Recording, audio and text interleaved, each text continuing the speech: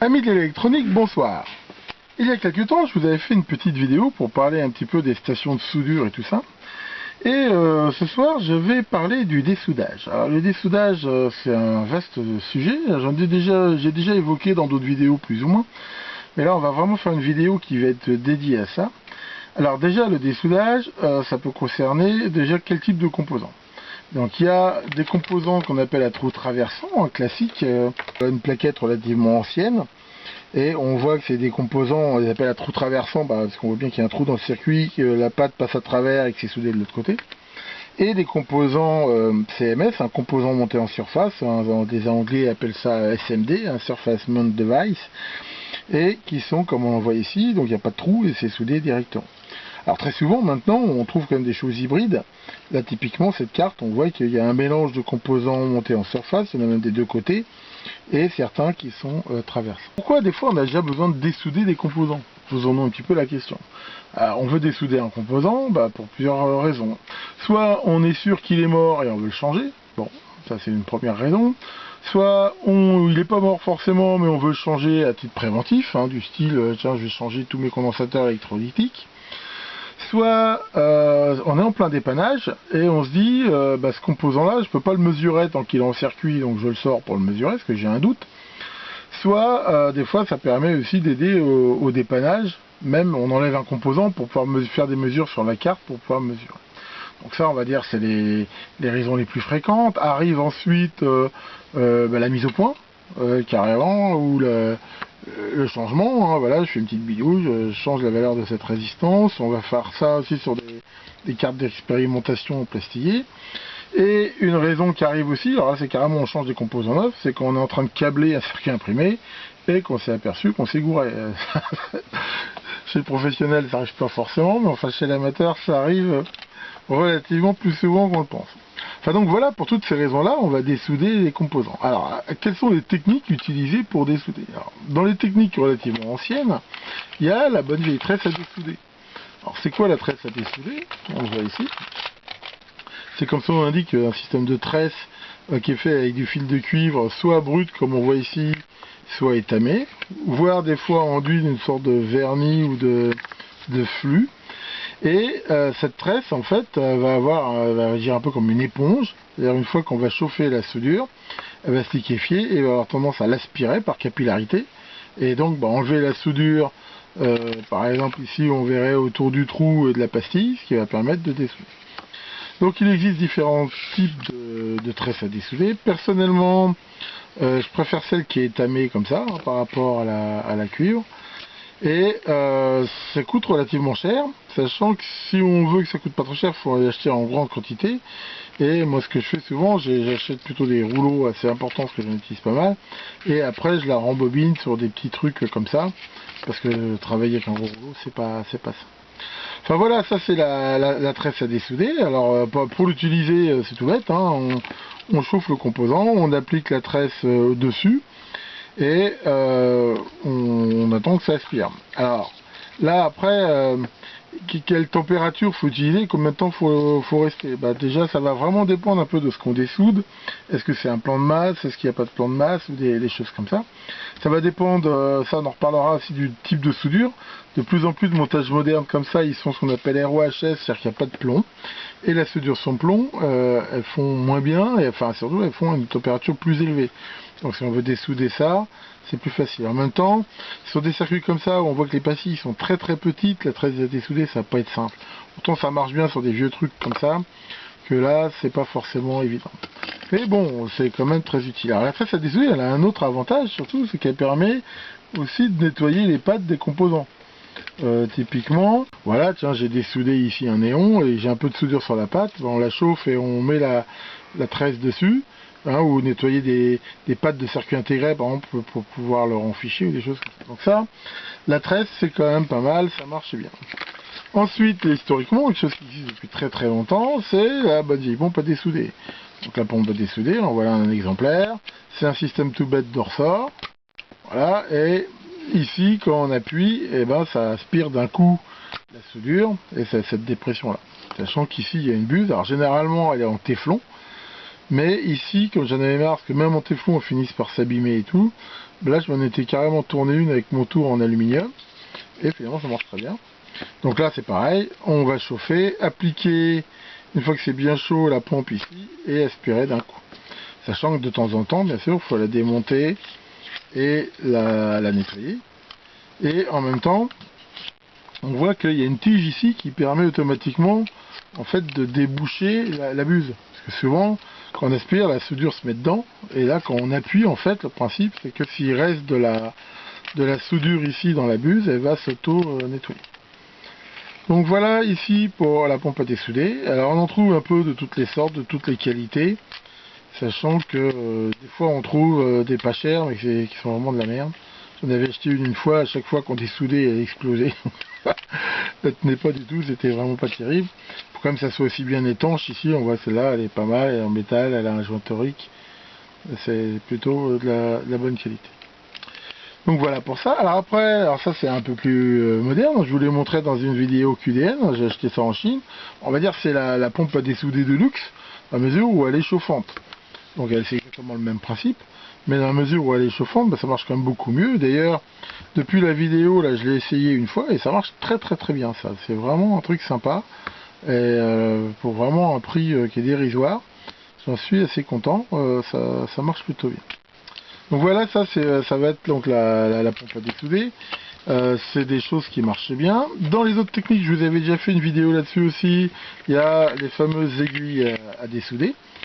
Donc ici on voit qu'il y a différents diamètres et le principe c'est que du métal sur lequel la soudure ne prend pas, on chauffe et finalement on isole la pâte avec ça. Alors c'est pareil, ça marche bien plutôt avec des trucs comme ça. Sur des trous comme on fait maintenant qui sont très très fins, ça va pas bien fonctionner. Alors ensuite pour le trou traversant, on va passer dans des trucs beaucoup plus sérieux, genre ça. Donc ça typiquement c'est des stations vraiment de dessoudage qui ont un système de pompe à vide et de chauffage et là on va retrouver en fait c'est le même principe que ça si on veut, mais la différence qui va faire tout c'est le système de pompe à vide. Donc on voit ici une gâchette et une fois que c'est chaud on peut régler la température et ça va permettre ici donc d'aspirer alors ça par contre c'est aussi il y a un petit peu de maintenance, de temps en temps il faut les nettoyer. Alors si on regarde ici souvent comment c'est fait, bon elles sont pas toutes comme ça mais souvent ça ressemble. Ici donc il y a le tuyau qui est chauffé qui arrive là et on arrive là dans un système, on voit ici avec à la fin un petit filtre ici qui permet vraiment d'empêcher que la soudure rentre dans le système de pompe et ici un système comme on peut voir qui est un ressort comme ça, qui s'arrête un petit peu comme ça en une sorte d'entonnoir et la soudure, comme le ressort est plutôt froid, elle a tendance quand elle arrive ici à s'arrêter et à se condenser on va dire, surtout ici donc de temps en temps faut le nettoyer parce que sinon ça aspire de moins en moins et de temps en temps aussi il faut donner un petit coup avec une petite tige ici qui est livrée avec pour nettoyer le truc. Ce que je fais des fois carrément, moi j'y donne un petit coup d'air comprimé quand c'est chaud, là ça nettoie pas mal. Donc ça c'est ce système là. Donc ça marche très bien, hein, c'est plutôt assez fiable. Et faut par contre bien l'entretenir. Bon, moi en plus je suis pas un réparateur qui va faire 50 000 soudages tous les jours, donc j'utilise relativement peu fréquemment. Et j'ai l'habitude, une fois que je l'ai utilisée, je la nettoie toujours. Normalement elle est quasiment ready to use pour le jour où on en a besoin ou c'est pas le moment, là souvent on est pressé, on n'a pas envie de nettoyer. Donc ça marche plutôt bien. Alors on en trouve un peu à tous les prix. Celle-là on commence à en trouver autour de 120 € sur eBay. La marque, moi la mienne c'est une AOYUE, alors ça s'écrit A-O-Y-U-E, je sais pas comment ça se prononce, AOYUE ou un truc comme ça. C'est une marque asiatique et qui fait des systèmes comme ça et des systèmes aussi de reflow, là on verra pour plus tard dans une autre vidéo pour le SND. Donc voilà, ça marche bien, c'est vraiment sympa. Et alors quand on répare des tiroirs Tektronix, là, toute l'électronique on va dire des années 80-90, là ça marche quand même très très bien. Je dirais ça va quand même plus vite si on veut dessouder un circuit intégré par exemple, un truc à 40 pattes, c'est bien beau la pompe à dessouder, tac tac tac, mais là ça marche quand même beaucoup mieux. Bon, si on les entretient bien, ça fonctionne. Donc voilà un petit peu, on va dire, les techniques de dessoudage, je veux dire, pour faire de la réparation. Je ne parle pas du dessoudage de récup pur et dur qu'il faut faire. Alors, quels sont un petit peu les pièges sur lesquels il faut faire un petit peu attention? Bah, déjà, il y a la première chose qu'il faut faire attention, c'est qu'est-ce qu'on veut faire déjà. Est-ce que le composant qu'on dessoude, on veut le récupérer ou pas? Si on veut pas le récupérer, à la limite, on n'a pas vraiment besoin de le ménager, et des fois même, ça peut arriver, ça peut être pratique de carrément le couper, ou de couper les pattes, ou carrément de l'endommager, de le scier. Enfin, ça m'est arrivé de faire des choses comme ça, et sachant que de toute façon on veut pas le récupérer, on n'en a rien à foutre. Si on veut le récupérer, bah, déjà souvent de vouloir le récupérer, et je vais vous expliquer pourquoi, c'est pas une très bonne idée. Parce que qu'on le veuille ou non, les composants qu'on dessoude, on les soumet à un stress qui est assez important. Alors, c'est pas forcément pour ça que ça les abîme, mais alors pourquoi ça les soumet à un stress important? Et c'est quelque chose qu'on se rend pas forcément compte. C'est qu'un composant neuf, quand on va le monter, surtout dans l'industrie, bon ok, il va être plié par une machine, inséré, avec des contraintes mécaniques qui sont relativement très faibles dessus. Il est plié, il est mu par une machine ou un être humain, mais enfin je veux dire, il y a peu de contraintes dessus. Et après, ce système-là, souvent, ça va être soudé à la vague, ça va être préchauffé, hop, ça va passer dans un temps qui est bien calibré, ça. Donc le composant il va subir un stress thermique, mais qui est relativement homogène et qui est relativement contrôlé, limité dans le temps. Quand on va le dessouder, c'est pas forcément pareil. Parce que des fois, on va le manipuler, donc on va le serrer par exemple avec une pince, ou on va tirer un petit peu dessus, on va en parler tout à l'heure. Et ça, bah, c'est pas bon du tout. D'abord parce que des fois, en plus, on chauffe pas mal, donc on lui fait des stress thermiques assez importants. Et en tirant dessus, souvent, bah, ça arrive que, même si c'est pas forcément visible, il y a des condensateurs comme ça, par exemple, on va les fendre un petit peu, ou on va un peu bouger les pattes. Et bah, derrière, ce composant, il a subi un stress, il est malade, et bah, il arrive que ça dégrade ses performances. Par exemple, des condensateurs céramiques, comme ça, quand on les dessoude, des fois, si on les regarde au microscope, on s'aperçoit qu'ils sont fendus, ce qui fait que ça va faire rentrer un peu d'humidité dedans, et ça peut faire varier leur capacité, ça peut faire varier leur résistance aux vibrations, aux variations thermiques et autres. Alors, vous allez me dire, oui, mais bon, moi j'en ai dessoudé plein, je les ai réutilisés, j'en suis jamais mort. C'est vrai, je suis tout à fait d'accord avec ça, moi le premier. Mais c'est toujours pareil, tout dépend ce qu'on fait. C'est-à-dire ici, je veux dire, pour un composant grand public dans une chaîne IFI, à la limite le condensateur il varie de 20% souvent par des puristes, on s'en apercevra pas. Et ça est fait pour marcher dans un salon avec des peu de contraintes thermiques. Imaginez une électronique dans une avionique par exemple, ou dans un capteur en extérieur qui est soumis à des très fortes contraintes de vibration, de température, d'humidité et autres, là c'est pas du tout pareil. Donc dans certains métiers, ça se discute même pas. Quand on dessoude un composant, on le jette d'office, on en mettra forcément un autre à la place. Alors sinon il y a des petites astuces qu'on peut faire, aussi bien dire qu'on les soude que qu'on les dessoude, bah, c'est d'utiliser des ponts thermiques. Si par exemple ici on voit, je voudrais dessouder cette diode là et que je ne veux pas risquer de trop la chauffer, on peut très bien par exemple mettre ici, comme je le montre, une pince crocodile sur la pâte qu'on veut faire, et ça va faire un pot thermique, c'est-à-dire que quand on va chauffer ici la pâte, bah, comme la chaleur va être absorbée par cette grosse masse, ici c'est toujours des calories qui n'iront pas dans la diode, et en faisant ça, bah, on la protège pas mal. Donc ça peut être utilisé aussi bien qu'on soude que qu'on dessoude, voire des fois ça arrive dans des composants. Moi je fais ça comme ça, ce qui fait qu'un transistor, ça va quand même dissiper une partie de la température, et ça va quand même moins le stresser. Donc ça on peut éventuellement faire ça. Enfin donc voilà, ça c'est au niveau du composant qu'on veut changer. Maintenant, ce qui est intéressant aussi, c'est de voir, bah, c'est surtout le circuit, parce que si on le répare, c'est qu'on ne veut pas l'abîmer. Alors là, c'est vraiment un petit peu différent. Alors, il y a plusieurs cas. Prenons le premier cas ici, un vieux circuit comme ça, où là c'est de la bakélite, enfin même de l'époxy, qui est un circuit simple face, comme on voit ici. Si on fait des simples phases, c'est-à-dire que ça se passe souvent bien d'abord, parce que déjà, quand on va chauffer, ça va être ici simplement de la soudure, il n'y en a que d'un seul côté.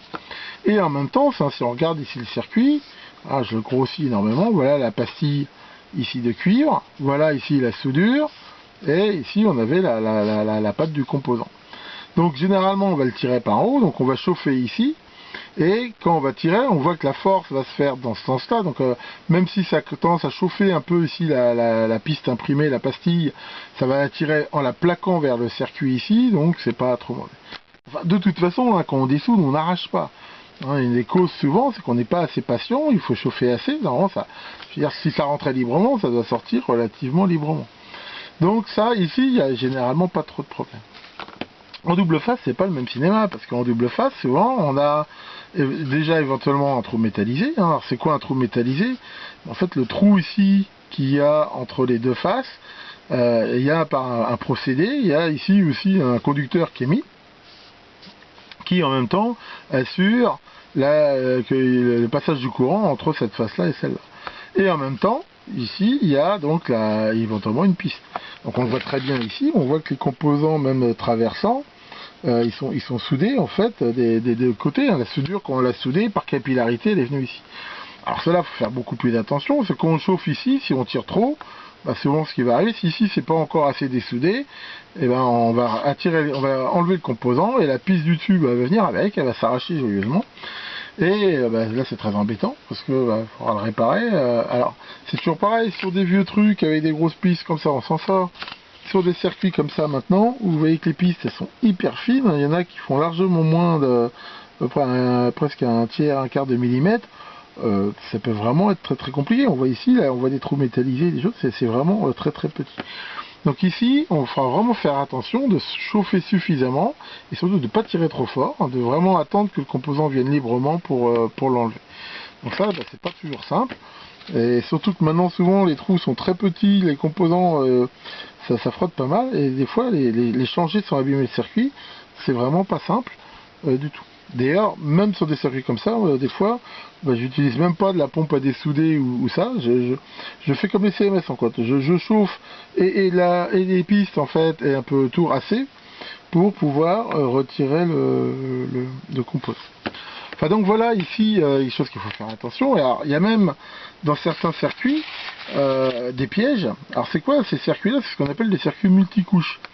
Le circuit, hein, je rappelle, simple face, on le voit ici, hein, il y a des pistes que d'un seul côté, double face, il y en a des deux côtés, mais il y a des circuits multicouches où en fait, il y a non seulement, si on regarde en coupe ici, par exemple pour un trou, je vous le refais à quand je descends là, voilà, typiquement le circuit c'est vraiment un sandwich, comme ça, où ici par exemple il y a un trou, il y a une piste en haut, il y a une piste en bas, il y a pourquoi pas ici un plan de masse, et il y a éventuellement d'autres pistes ici qui viennent dessus. Et tout ça est relié comme ça par le trou métallisé. Et la patte du composant vient se mettre comme ça. Et au moment de la soudure, avec le flux par capillarité, tout ce beau monde se soude. Alors ça, quand on les dessoude, faut faire attention, mais si on tire trop, il arrive en même temps qu'on abîme ici la métallisation, et que ici, on arrache carrément. Alors ça, c'est l'enfer. Hein. Ça m'est déjà arrivé quelques rares fois. C'est-à-dire qu'ici, il n'y a plus le contact entre la pâte de composant et la piste qui est dans une des couches intermédiaires. Et alors ça, pour préparer ça, c'est pas simple. Si encore on a le schéma et tout, on le teste à l'ommètre, on le voit, on va pouvoir éventuellement remettre un strap ou quelque chose. Mais si on n'a pas le schéma et qu'on peut pas le voir, enfin c'est quasiment pas réparable. Et alors pire, c'est que là, des fois, c'est même pas franc. Ça m'est arrivé, c'est que quand on ressoude le composant, comme ici c'est abîmé, ici il y a un mauvais contact, c'est pas vraiment franc. Et alors là, c'est pire que tout. C'est-à-dire qu'il y a une résistance, mais ça peut varier avec la température. Ça marche bien dès que ça chauffe ou ça se dilate un peu, toc, ça marche plus. Enfin bon, les rares fois où ça m'est arrivé dans l'électronique, ça a été vraiment des très très grosses galères. Enfin voilà un petit peu des considérations, on va dire, un petit peu sur le dessoudage, sachant que c'est quand même quelque chose, hein, comme je l'ai expliqué, qu'on est amené à faire assez souvent. Donc voilà, merci beaucoup pour votre attention pour cette petite vidéo. Donc j'en ferai une autre pour parler justement de comment on fait pour retravailler ici avec des composants montés en surface. C'est pas tout à fait les mêmes techniques ni les mêmes outils. Je vous remercie beaucoup de votre attention et je vous souhaite une bonne nuit et vous dis à bientôt pour d'autres vidéos.